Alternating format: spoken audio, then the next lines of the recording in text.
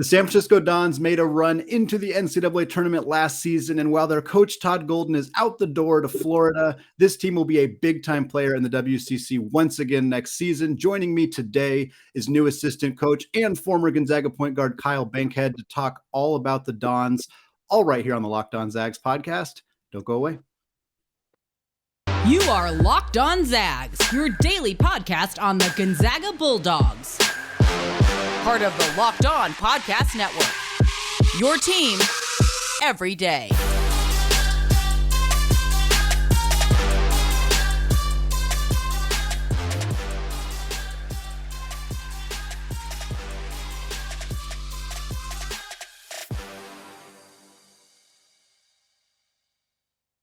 What is going on, y'all? Welcome to the Locked On Zags podcast, part of the Locked On Podcast Network, your team every day. I'm your host and longtime Gonzaga podcaster, Andy Patton, here to bring you news and updates on all things Zag athletics. I am thrilled to be joined today by USF assistant coach Kyle Bankhead. Kyle played under Mark Few in the early days from 2000 to 2004. He's been in the coaching ranks ever since with stops at San Diego, Sunrise Christian, UNC Greensboro, Abilene Christian last year, now back in the WCC. It's a mouthful just to get through all those schools. Kyle, thank you so much for jumping on the show, and congratulations on the new gig. Thanks, man. Thanks for having me on. It's been a lot of moving pieces lately. It's been a whirlwind, but happy to be back on the West Coast. Yeah, and back at a really exciting kind of up-and-coming program. You know, I think I remember when Kyle Smith left San Francisco a few years ago, there was some concern like, oh, this program, are they going to kind of fall back down? Are they going to maintain their momentum? Todd Golden came in and not only maintained that momentum, but elevated the program to their first NCAA tournament game in over 20 years. Now, of course, Golden's over at Florida. I'm curious, I know you haven't been down there for too long, Coach, but I'm curious kind of what your impressions have been with new coach Chris Gurlefson down there in the Bay. Well, it's been a lot of fun. It's obviously been a whirlwind. I've literally been out here for about 2.5 weeks now with still waiting on some furniture, but being around these guys has been amazing. We call him CG, but Coach Gurlefson is a very, very good dude. I think he genuinely cares about the people that are around him, and that's, for more than anything, that's what drew me to this job, just the fact of the type of person he is and the type of people he wants around him. So it's been great. The staff's been awesome. Our players actually just got back on campus, and we had our first workout on Monday. So it's an exciting time, and I've enjoyed being around all the players. Obviously, I'm still building relationships with them, but it's been a great few days, and a lot of work to be done, but everything has been phenomenal so far. Yeah, you know, looking at the team here, obviously, I think that the names that people will remember from this USF squad are out the door. Jamari Bouye, obviously, extraordinarily talented kid. Juhan Misalski had a phenomenal year last year for the Dons.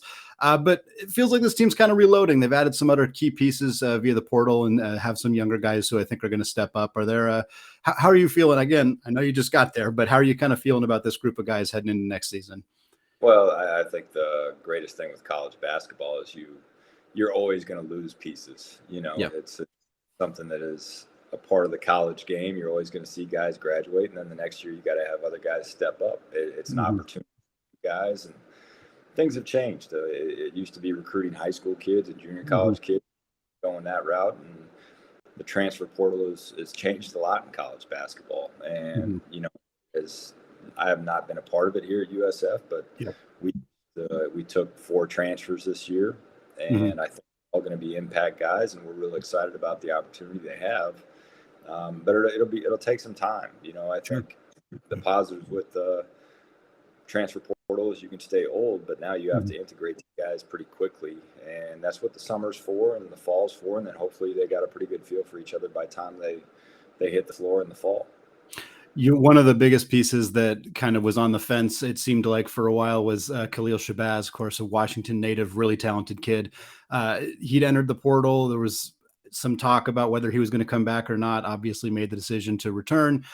Huge piece, it seems like, for USF next year. Again, do you expect him to have a really big season this upcoming year for the Dons?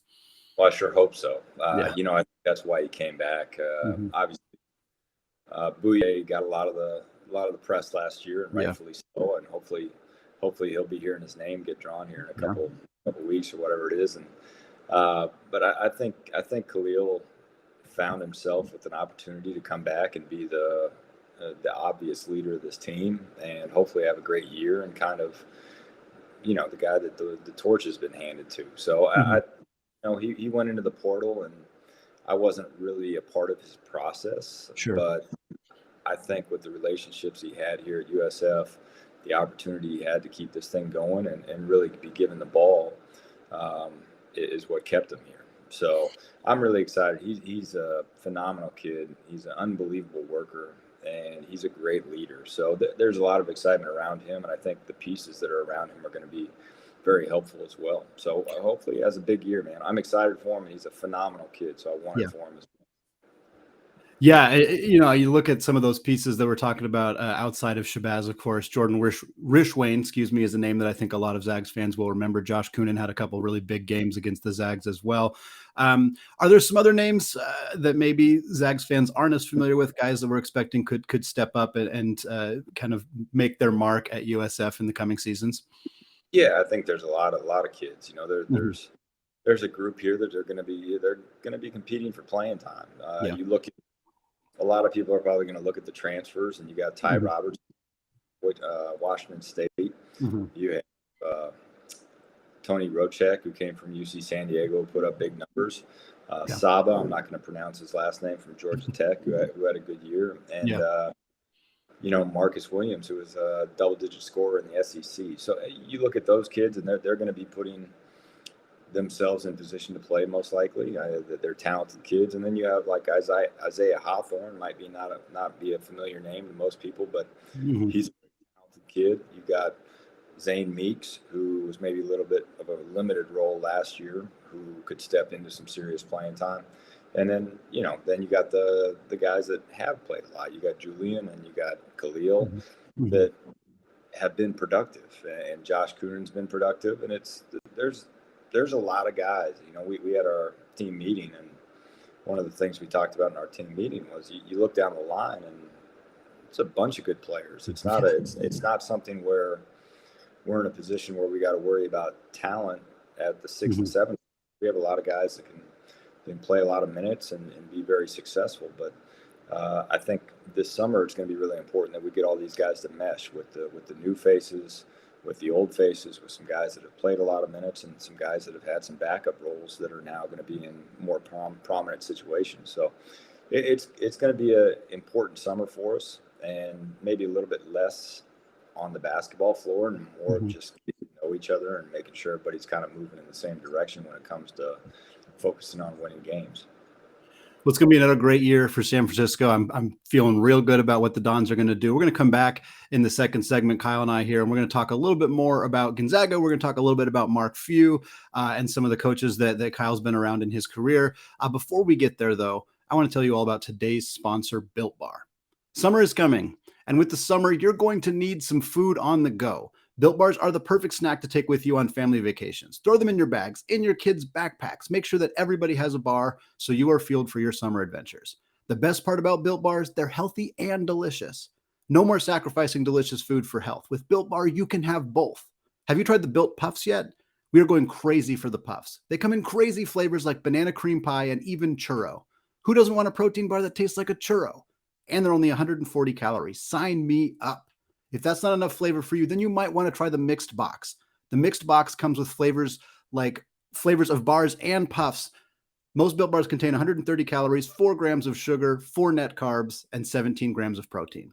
Go to Built.com to get all your favorites. Banana cream pie, raspberry, double chocolate, and so many more. They are all delicious, and new flavors are coming out all the time. Check them out at Built.com. In fact, go to Built.com now and use promo code LOCKED15, and you will get 15% off your order. That's promo code LOCKED15 for 15% off at Built.com. All right, segment 2. Still Andy Patton, still locked on Zags, still here chatting with Coach Kyle Bankhead. And Kyle, I think it's reasonable to say that you have just about as much familiarity with Coach Mark Few as pretty much anybody in the industry. You've played for him. You've coached against him when you were at San Diego. Now, of course, you're set to coach against him again here at San Francisco. One of the main things that I really wanted to talk to you about is just the evolution of Coach Few. It's been 22 years that he's been at the helm here. Obviously, Gonzaga has been an incredibly consistent program year in and year out, has really taken the leap in the last 6 or 7 years or so. As somebody who's seen him quite a bit over that time period, I'm curious just kind of what you have seen from him as the evolution of the program and then just him as a coach in general. Well, I think really the evolution is, in my opinion, is getting better players. I think Coach Few's always had an unbelievable feel for giving guys a simple plan and allowing them to be successful in that simple plan. There's no doubt Coach Few, if you want to drop a play to get a bucket, he can do that.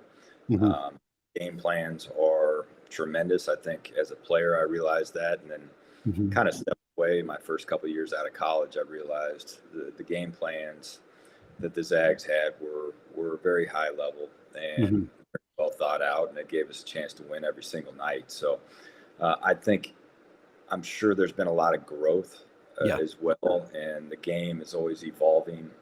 You know, they are really ball screen heavy, but in reality, they throw the ball in the post as much as anybody in the country. And when you talk about the growth of that program and the ascension over the last few years to really, being a top 5 team to start every single year, has been the type of kids that they bring into that program. I mean, you talk about Jalen Suggs, the Chet Holmgren, the Drew Timmies, just guys like that. I mean, you look at they could start five-star guys on the floor, I think, next year if I did the math right. So you talk about that. I look kind of back at when I was playing, and I don't know if I could even touch the floor with the guys that they're bringing in at this point. It's changed, and that's to their credit. They did a good job of continuing to build. There was no, pause or, hey, we're good enough. Coach Few has pushed the envelope to keep that thing moving in the right direction and continue to build, which is not an easy thing to do, especially when you have teams that have been ranked in the top 10 and all that. I mean, now they're consistently top 3 in the country, top 5 in the country, number 1 in the country to start the season. So that takes a lot of work. It takes a lot of intelligence. You got to push the right buttons. You got to recruit at a high level. And then I think you also have to have a little luck. There's a lot to it, and you got to stay healthy. And they've kind of put it all together better than anybody else in the country, which has been impressive. And I'm sure at some point they're going to make the last and final jump and win that national championship. So it'll be time will tell when that can happen. But I have been extremely and thoroughly impressed by the development they've continued to do over these years. Yeah, it's been absolutely remarkable. And I got to tell you one thing, I was doing some research for a question that a listener asked me last week for mailbag about some of the current or former players who are coaches. And I realized that a lot of players who were on the team, that some of the teams that you were on in the early 2000s are coaches now. You got Stephen Gentry and Brian Michelson, who are both, of course, on Mark Few's staff. At Gonzaga, you got Sean Mallon, who is coaching at Ferris High School in Spokane. And I was wondering if do you guys have like a group chat? Have you guys ever kind of conversed about the fact that so many of you from those teams kind of went into that industry and are kind of all doing similar stuff now? Yeah, we don't have a group chat. And, the one thing about this profession and that it's lost sometimes, obviously Brian and Steven are on the same staff, so they see each other on a daily basis. Sean's up there in Spokane. But the one thing that I think a lot of people don't realize when you get into this profession, yes, you have camaraderie with some of the guys you played with or you coached with, been around, but like you're dug in with the guys that are in your office with, and you talk with them on a daily basis and you spend time with them on a daily basis, and your communication at night is with your staff nightly. So a lot of times I think there can be a little bit of a lull in communication with even some of your closest friends. It's just natural. You dug in, and the season especially, it is a grind, and you are there's really only one thing that matters, and that's, for me now, that's the University of San Francisco being successful on the basketball floor. So the communication will be there. Obviously, we see each other on the road recruiting. We always communicate at that point. Sure. I actually texted Gentry this morning just randomly So there will be some communication, but I don't think there's a lot of times, even your closest friends, that there's a little bit of disconnect sometimes just because you're so worried and working for your program so much that those are the people you communicate with.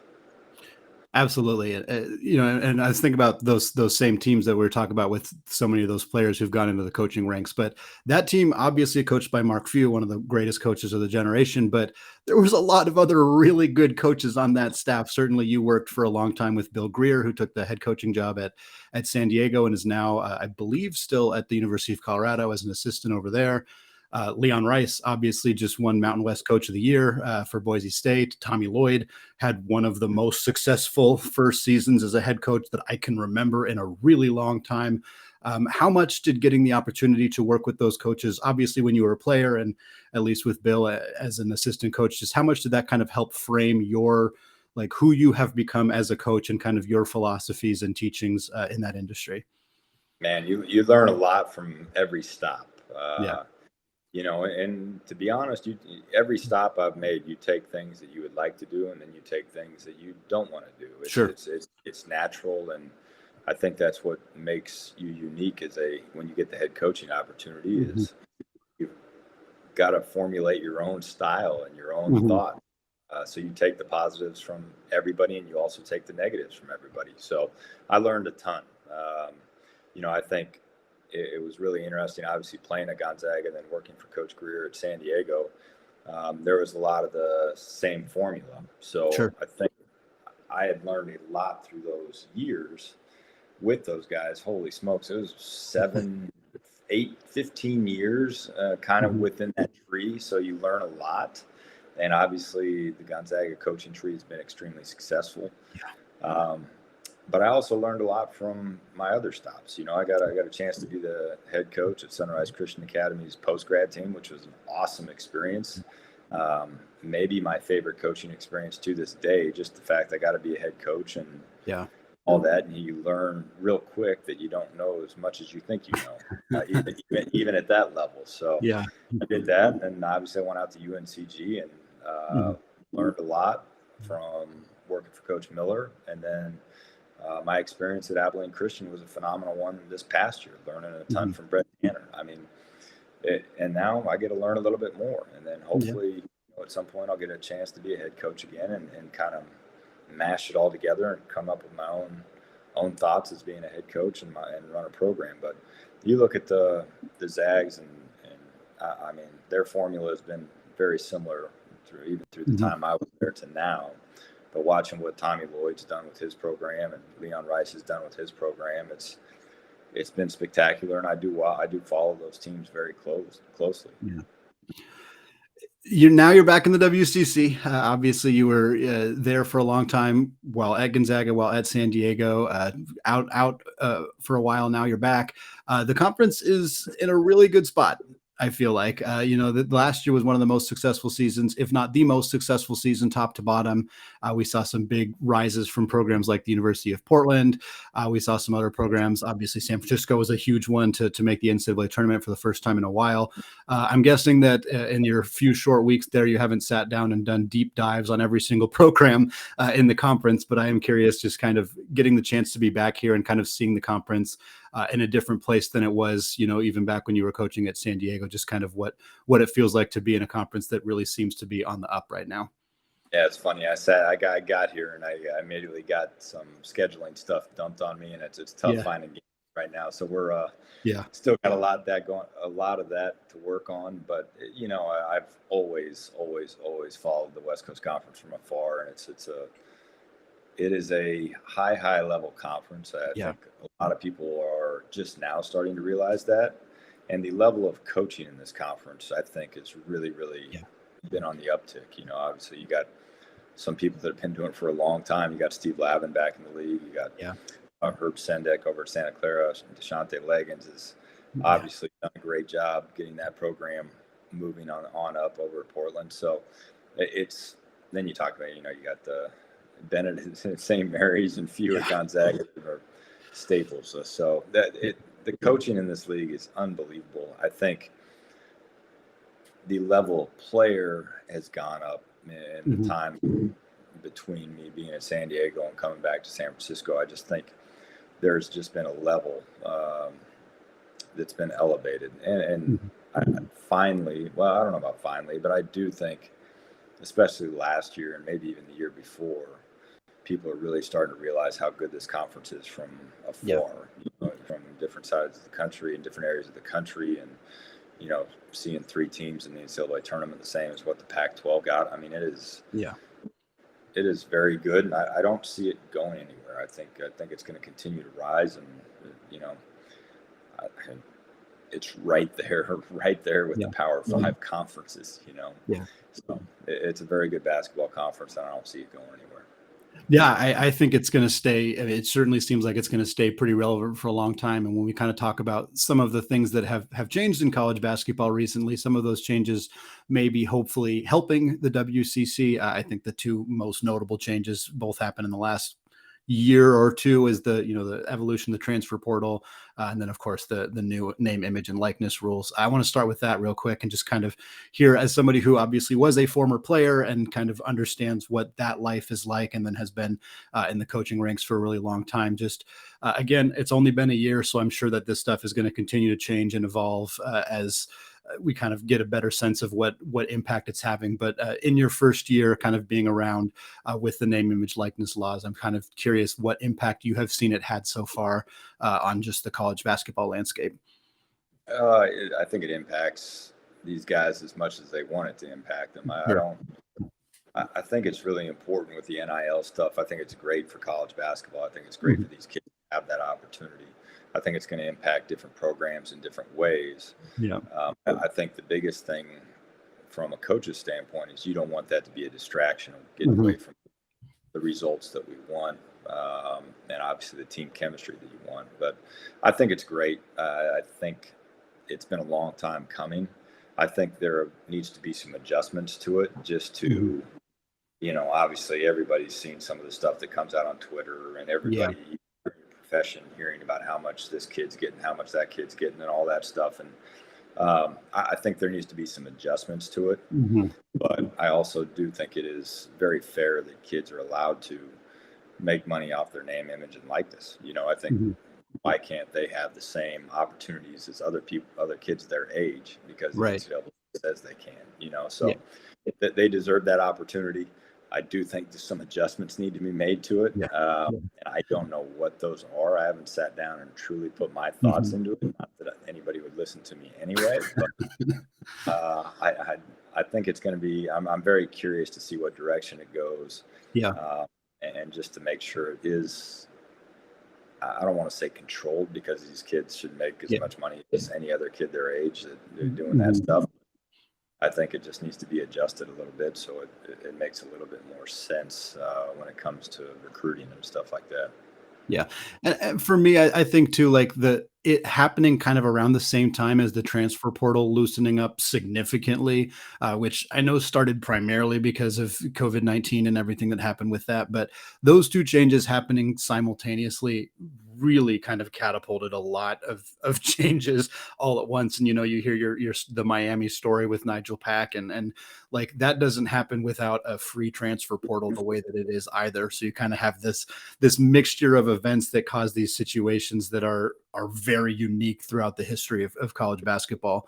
I kind of wanted to touch on the transfer portal because obviously student athletes being able to transfer from school to school has always existed. That's not brand new, but being able to do it penalty free without sitting out a year. And now you're seeing teams, you kind of alluded to it earlier, who are building their teams more through the portal as opposed to building through recruiting domestically, or in a lot of cases recruiting internationally. And I'm curious, just again, in the very short amount of time that the transfer portal has been more free the way that it has, what kind of impact you've seen that have for programs like Abilene Christian or programs like San Francisco? Yeah, I think you've seen it go both ways for different programs, and there are a lot of positives to it, but there also can be some negatives. I think I'm not going to name any programs, but there are programs across the country that have gone heavy on transfers from the portal, and it hasn't gone well. There's probably been disruption within the team. Recruiting wise? What are you saying to the recruits? Well, and it's one of these things where you bring a bunch of transfers in and trying to get them to mesh can be difficult. So I don't think you can just look at the grand scheme of college basketball and say, well, everybody that's hitting the transfer portal, well, like they're getting great players and their programs ascending. It's not like that. I think you have to be very particular with the kids you bring in, and ones that are going to mesh with maybe some of the younger guys, and roles are going to be okay. They're going to be okay with their roles and all that stuff. I think it is fair that kids can do the one-time transfer, no penalty, no sit out. I do think there's probably an adjustment that needs to be made with right now. It's been a little bit of the wild, wild west. It's been guys transferring 3 times, being eligible right away, and it's just chaos. So I think, and some of that has to do with COVID. I think there's been a lot to blame on the COVID stuff, but I do think some adjustments need to be made. But again, with the NIL and transfer portal, you need to attack that as a college coach. You need to attack it. You can't sit around and say, well, it's stupid. They shouldn't be doing this. They shouldn't be doing that. Those are the rules. You need to attack that. You need to see how it can benefit your program the most. I haven't been here, but USF's done a tremendous job with that. Abilene Christian, we had guys that were freshmen and junior college kids that were brought up through the program. So we weren't transfer heavy. So I think you can be successful both ways. It's just however you want to go about it, you better be particular with a good plan. You don't want to be a situation where you're trying to bring in freshmen and you have 7 young guys on your team, and it's hard to win now in college basketball when you're really young. So you want to stay old, but you also got to be really smart about the transfers that you bring in. They're able to mesh with the group that you already have here and understand roles and get along with everybody. In reality, now for me, it's are these guys going to be willing to come in here and do whatever they can to help USF win basketball games? So there's multiple ways to look at it. There's still multiple ways to do this. A lot of people are going the transfer portal route, but it's not everybody. And I think a little bit of a misconception there, because that's all you hear about on social media. And when you talk, you see shows and stuff on TV, it's transfer portal this, transfer portal that. But there are still programs that are building with freshmen and trying to keep them in their program. And I mean, you look at, again, transfer portal hasn't been around for that long, penalty free, but you look at the 2 teams that played in the national championship last year. I believe there was basically 2 transfers total that were playing significant minutes. One of them was Brady Manek, who obviously was a huge part of what North Carolina did. And the other one was Remy Martin for Kansas. But it's like, those were not teams that were built that way. That doesn't mean that the transfer portal is wrong necessarily, but I think it's worth kind of noting that not every team that, and you said you weren't going to name names. I won't either, but there are programs that had 6 or 7 transfers last year that started out the season ranked in the top 15 and did not end the season ranked in the top 15. And so it's not necessarily an automatic recipe for success. Kyle, one of the last questions I had for you, and you kind of touched on it a little bit right there, but I know you're somebody who's done a fair amount of international recruiting. I know Gonzaga, obviously, as a program, has done a lot of international recruiting, mostly with Tommy Lloyd when he was in the program. But this feels like an area that might be seen a little bit less international recruiting, because teams can, they can use the portal. They can find ways to find players that aren't necessarily as much of wild cards or are going to take a little bit longer to develop. Is that something you think could be something that's maybe going away a little bit more in college basketball, or is it a situation where you just think some teams are doing it different ways and that's fine? Well, I don't think it's going to go away. I think teams, and there's so many intelligent coaches out there, they're just going to go find the best fits for their program. Whether they think there's going to be a couple transfers that fit their program, or they need to go to the international and see if they get a talented international kid. I don't think it's going to go away. I think a lot of those kids are going to continue to come over, and you just got to do your homework, and you got to go over there and see if you can maybe get a kid that if he was playing a high school game over here, you might not be able to get. But you understand, watching the international game, that he may fit your program and be the best thing for you instead of a transfer. So I don't think it'll change much. I think people are going to continue to go over there. and recruit. And I think people are going to continue in the transfer portal, and they're going to continue to try and put their team together, construct it the best way they can for their programs to be successful. Absolutely. Kyle, thank you so much for taking the time to come on the show today. I really appreciate it. That's going to wrap us up for the day. We got one more show coming later this week. It's going to be a bit of a mock draft preview. We're going to look at some of the NBA draft stuff coming down the pipeline for the Zags. I want to thank you all for listening. I always end it with Go Zags. I'll let Kyle throw out a Go Dons first if you want. Go Dons. Go Dons. And then we're also going to say Go Zags. All right. Thank you all for listening. Thanks, Andy.